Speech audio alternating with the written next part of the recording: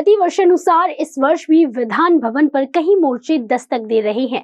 गोंडवाना गणतंत्र पार्टी की ओर से आदिवासियों का महाआक्रोश मोर्चा निकालकर विधान भवन पर दस्तक देते हुए नजर आए। पेश हमारे संवाददाता संजय मेरे इनकी गोंडवाना गणतंत्र पार्टी आदिवासी मोर्चा के स्थल से यह ग्राउंड रिपोर्ट। दर्शकों नमस्कार। इस समय में कारा न्यूज़ की टीम यशवंत स्टेडियम में और हम आपको बता दें कि विधान भवन पर दस्तक देने के लिए कई आंदोलन किए जा रहे और कई ऐसे मोर्चे हैं जो निकाले जा रहे हैं। इसी श्रृंखला में आज अधिवेशन का 7वां दिन है। 7वें दिन के इस अधिवेशन के पहले ही चरण में यशवंत स्टेडियम से गोंडवाना गणतंत्र पार्टी विधानसभा पर महाआक्रोश मोर्चा निकालने जा रही है। ये तमाम लोग विधानसभा पे दस्तक देने के लिए पूरी तरह से तैयार है।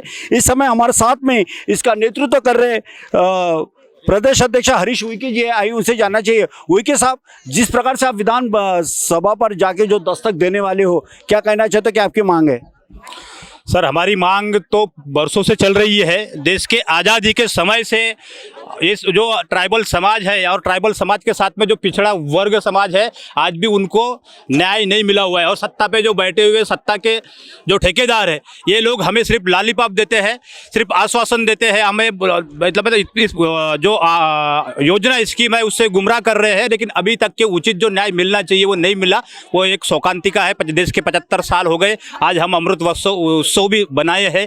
लेकिन आज जो ट्राइबल समाज के जो उनसे जल जंगल जमीन से और उससे उनके हक अधिकार की जो लड़ाई है, आज गवर्नमेंट जो शासन में बैठे हुए शासन के ठेकेदार है, वो हमारे जल और जंगल छीनना चाह रहे हैं, जिसको हम छीनने नहीं देंगे। दूसरी, लेकिन आप लोग तो डीलिस्टिंग का मामला भी अभी बीच में बहुत गरमाया था। डीलिस्टिंग को लेकर क्या कहना चाहोगे? डीलिस्टिंग का जो मामला है, ये सरकार का एक षड्यंत्र है, हमें गुमराह करना चाहती है। डीलिस्टिंग का मामला, जैसे आज क्रिश्चियन धर्म के लोगों की बात कर रहे हैं जो और मुस्लिम धर्म के जो धर्म में जो लोग गए हैं हमारे ट्राइबल समाज के, उनको आरक्षण से हटाना चाहते हैं।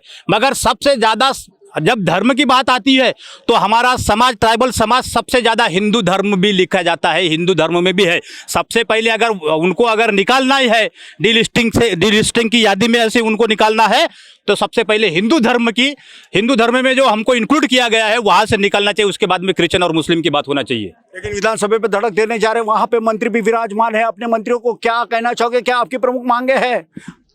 हमारी आरक्षण की मांग है सबसे बड़ी बात। तो जो धनगर समाज, आज आदिवासी समाज होने का जो इतने दिनों से एक मतलब षड्यंत्र कर रहा है, नौटंकी कर रहा है, और रियली में देखा जाए तो जो टिस का रिपोर्ट आया हुआ है, वो टिस की रिपोर्ट के अंदर में डायरेक्ट लिखा हुआ है कि धनगर समाज ट्राइबल समाज से कभी बिलोंग नहीं होता और ना ही उससे मेल खाता है। उसकी संस्कृति, उनकी भाषा, उनकी रीति रिवाज अलग है। इसलिए टिस का रिपोर्ट आया हुआ है, Tata institute of social science इसका। लेकिन वो टिस का रिपोर्ट ये जाहिर नहीं कर रहे, वो बता नहीं रहे हैं, हमें गुमराह कर रहे हैं। धनगर को अलग गुमराह कर रहे हैं, ट्राइबल को अलग गुमराह कर रहे हैं। ये बहुत बड़ी षड्यंत्र है और ऐसे सरकार का हम निषेध करते हैं। बिल्कुल सरकार का निषेध करता है, ऐसे आपका कहना है। सर, मेरा जाते जाते एक बहुत ही सिंपल सा आखिरी का सवाल है कि आज पूरे राज्य से, दूर दराज से पूरे आंदोलनकारी आए हुए हैं।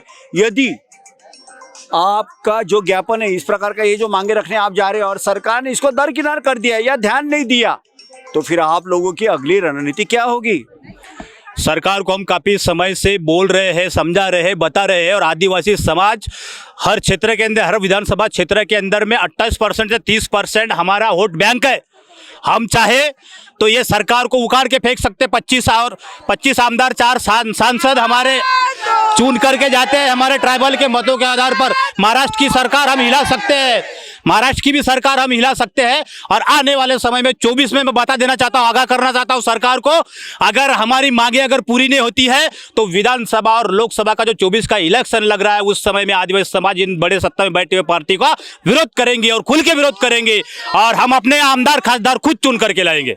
बिल्कुल। तो आप थे अध्यक्ष हरीश उइके, जिन्होंने बताया कि यदि अभी चुनाव आगे में है घोड़ा मैदान आगे में है। यदि सरकार इनके बातों को दरकिनार कर देती है और किसी भी बात को अगर पूरी गंभीरता से नहीं लेते हैं तो आने वाला दिन ये गोंडवाना गणतंत्र पार्टी के कार्यकर्ताओं के लिए नहीं बल्कि उनके मतदाताओं के लिए नहीं बल्कि उन लोगों के लिए है जो विधानसभा और लोकसभा में पूरे राज्य से पूरे देश से अपने पार्टी के लोग उम्मीदवार खड़े करेंगे और उन्हें चुन के देने का काम कोई और नहीं बल्कि यही वो मतदाता होंगे।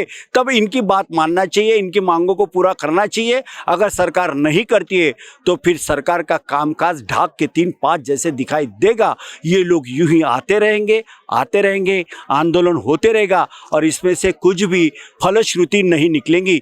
यही कहना चाहते हैं कि ना तख्त बदलो ना ताज बदलो, अपने सोचने का अंदाज बदलो। ना तख्त बदलो ना ताज बदलो, अपने सोचने का अंदाज बदलो।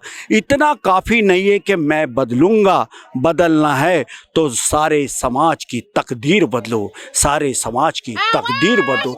नागपुर के यशवंत स्टेडियम से कैमरा पर्सन विलास के साथ संजय मिरक, कारा न्यूज़ नागपुर।